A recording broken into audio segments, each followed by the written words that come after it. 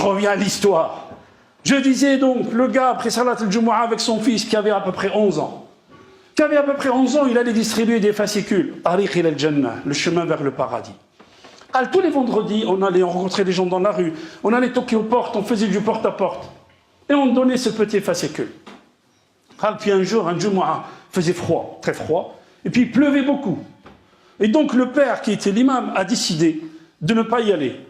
Le petit vient, il le supplie. « Papa, on y va, ya Allah. » Ah non, non, non. Aujourd'hui, on n'y va pas, il pleut trop, mais c'est pas grave.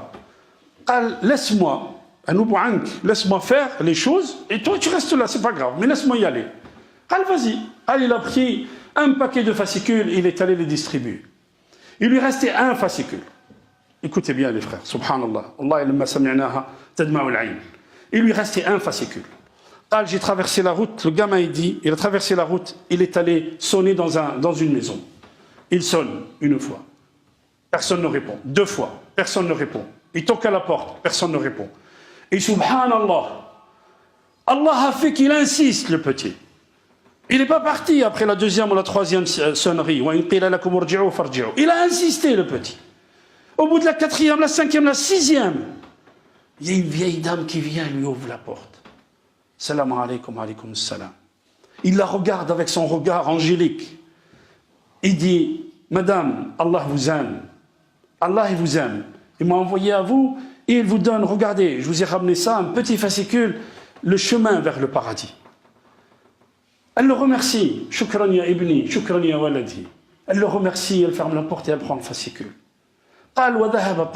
L'enfant est revenu. La semaine d'après, écoutez bien les frères, l'imam, il fait une conférence le soir même de l'Jumu'ah. Quand il a fini sa conférence, il demande est-ce qu'il y a quelqu'un qui a des questions. Il y a une dame qui lève la main à l'arrière de la mosquée. Mais il n'y avait pas de séparation comme chez nous.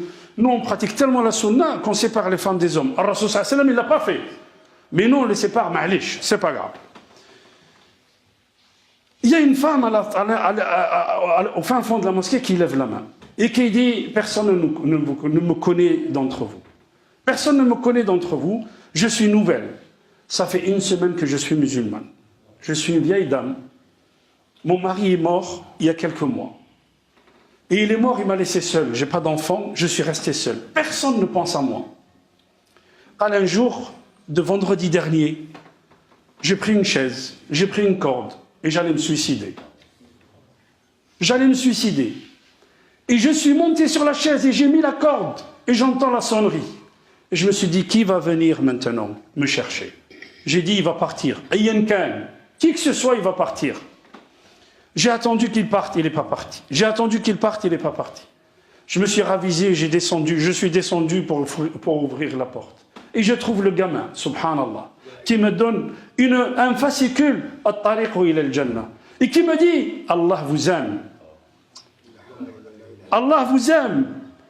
Regardez les frères, subhanallah, un enfant, un ange, avec des yeux d'ange, avec des yeux écarquillés comme ça, avec un gamin avec un sourire extraordinaire. Depuis que j'ai lu le fascicule, Allah subhanahu wa ta'ala il m'aime. J'ai découvert l'islam et je suis très apaisé. J'ai lu le fascicule, je suis monté au 1er étage, là où je voulais me suicider, j'ai enlevé la chaise, j'ai enlevé la corde, je n'en avais plus besoin.